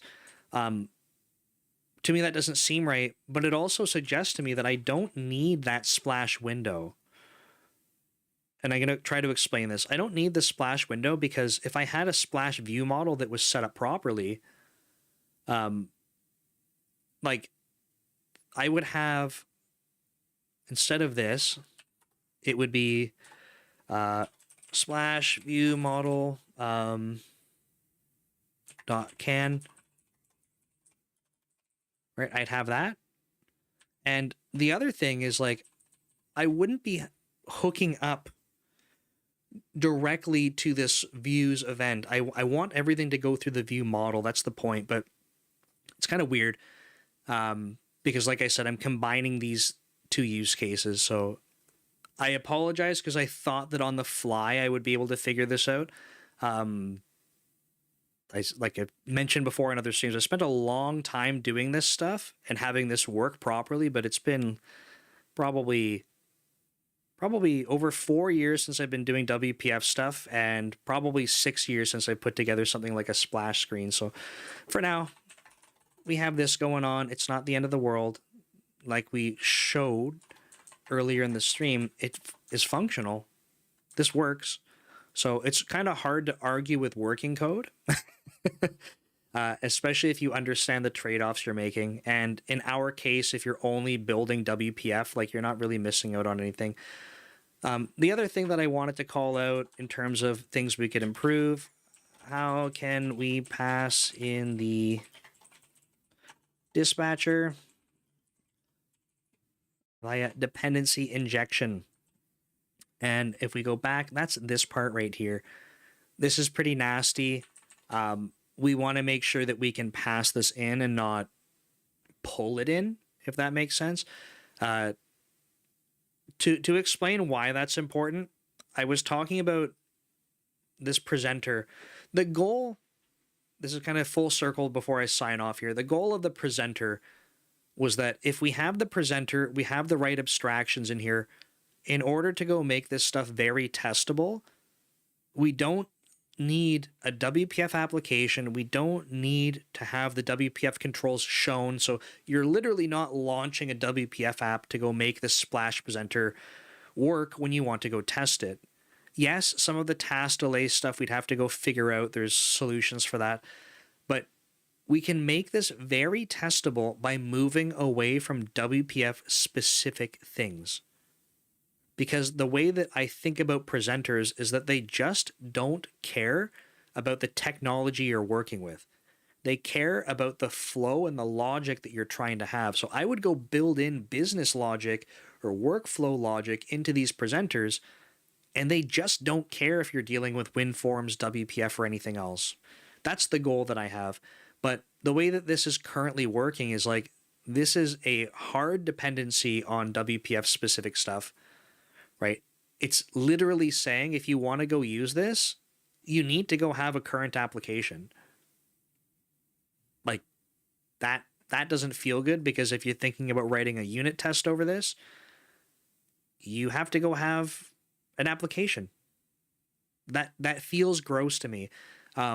If you wanted to go write a unit test on this, you need an application and you need a real whole main window. We can't even mock this thing out.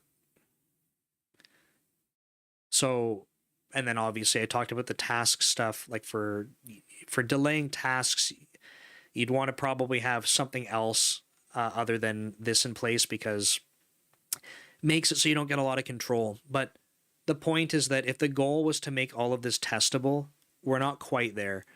And that's why I think it's important to call this stuff out, because I know there's solutions to this kind of thing, because I've been doing that for years before I moved over to Microsoft and wasn't doing any more desktop development. So I know it's doable. And if you want to get to a point where this stuff is very testable, I think we have to go address these things. I should call out one more before I forget. Is the heavy work callback actually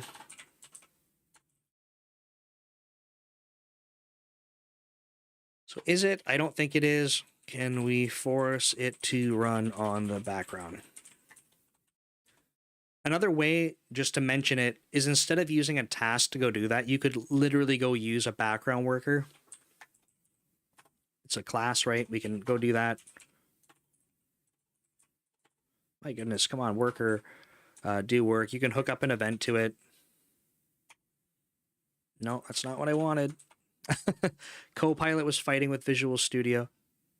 So if I press tab, what should it do? Should it go make the event or should it go do the Copilot change? And it's taking the Visual Studio suggestion before Copilot. But anyway, you could go use a background worker, and like conceptually, I thought the task stuff was going to be a lot more obvious, but clearly not, because we saw that the background work was in fact happening on the main thread, right? We saw this work is not being done on the right thread. So if we used a background worker, you could go do this the same way. And maybe we got 10 minutes left. Can we make that happen? Let's see. What I might want to do instead is, where are we running that? We have this do heavy work task. I don't know. Okay, let's see. Let's see if we can do it. If I made a background worker and then background work, and I should call out too, I'm about to go rush this in a few minutes, but a background worker does have, you can see that it has progress reporting and stuff built in, so we could change our API to go pass this along instead. But you're about to see me try and rush this in a couple minutes. So background worker, it has a do work method.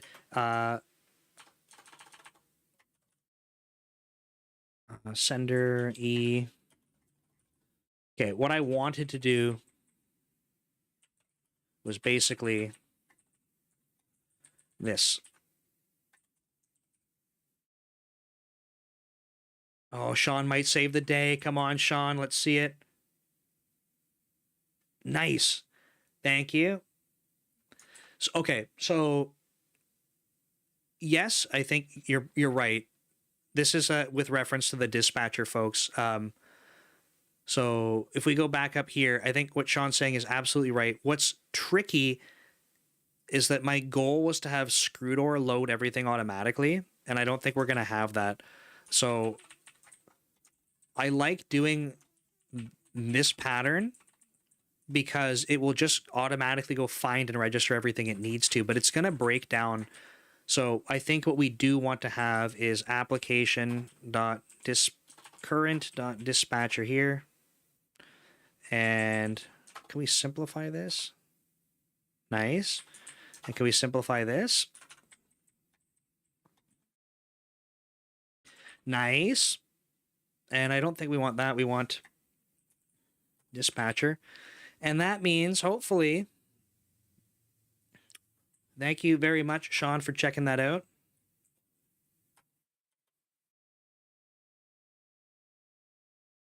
Let me comment this out just in case.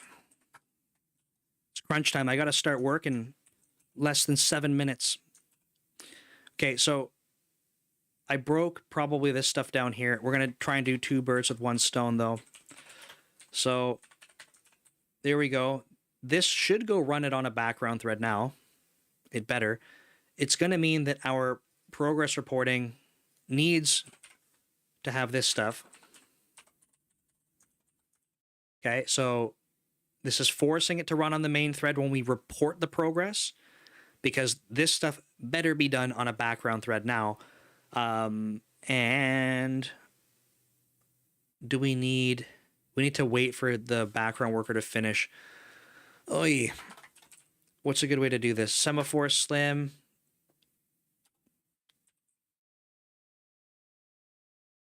Wait. This is something. I got to put the semaphore above. Okay. This actually might block the thread. We're going to see some weird stuff happening here, so this might not work.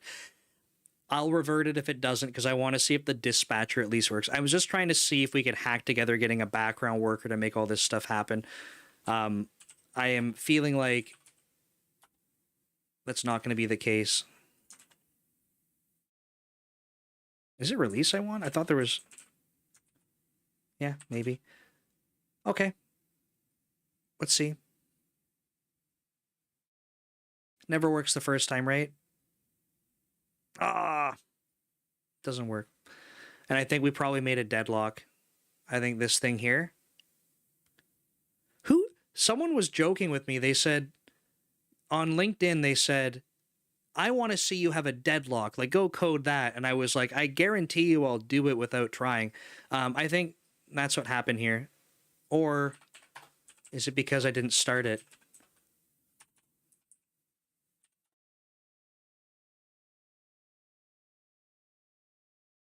I think it's because I didn't start it. Okay, maybe no deadlock. Let's go. So far, so good. Rocking and rolling. No way. It's going to work. Boom. We did it. In like 4 minutes, we fixed 2 of these things. We did it. Thread sleep helps with things like that. Yeah. Okay, so we got the dependency injection working. Thank you very much, Sean. Can even clean that up a little bit more. So we can forcefully add the singleton on for the dispatcher. That means that our dependency container can now go resolve it. So that's number 3 off the list. Is the heavy work callback actually running on the right thread? Now it is. So we fixed that one too. Clean this up. We got 4 minutes left before I got to sign off. This is nasty. So for anyone who's watching this and they're like, dude, what the heck did you just do? I just combined 2 different concepts together. So really this do work. Like we should, if we're going to go with a background worker, we should go fully with the background worker. I'm literally doing a hybrid. So just to call it out, that's why this looks so disgusting.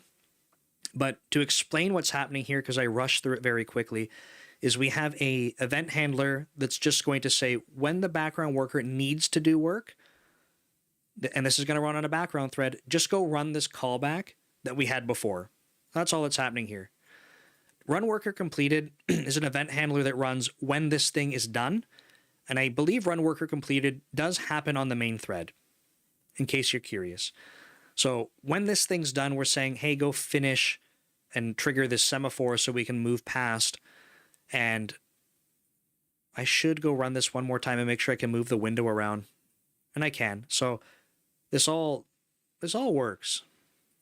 It's just kind of nasty. Hold on, did I close it? This is wrong. We did break it. This is why we need our tests in place. Pay close attention, because I think I have my semaphore wrong.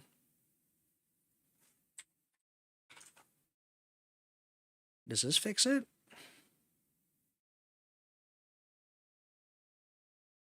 Okay. There is the deadlock. This background worker stuff doesn't work. Sorry that this was a bit of a roller coaster right at the end of the stream. So as promised on LinkedIn, here's the deadlock. The reason this is all busted and janky is because I had this semaphore set like this. Watch what happens though. It's going to go right past. See, it's basically just going through the whole thing right away. And I noticed that because when I go to here, I can close... Oh, I slept for too long. I can close it right away. And that's not what we want. So, in fact, we do want to not have that going on. This is not right. And we do want to keep this. And we still have that other fix me then. We have to make sure that we can make this happen on the right thread. So, with less than 60 seconds left, Sorry for the roller coaster. At least Sean was very helpful getting the dispatcher onto the container. This is what we need. All right, I can't close it. Now I can. And folks, that is how you rush through making a splash screen. I hope that was helpful. Thanks for sticking through some of the gotchas there. Thanks, chat, for chiming in and pair programming. Greatly appreciated. And yeah, I am hoping that over the weekend I'll get one more of these in. And if not, please join me on Monday night, 9 p.m. PST. It won't be coding, but it's general software engineering. So hope to see you there. Thanks, and have an awesome weekend. Take care.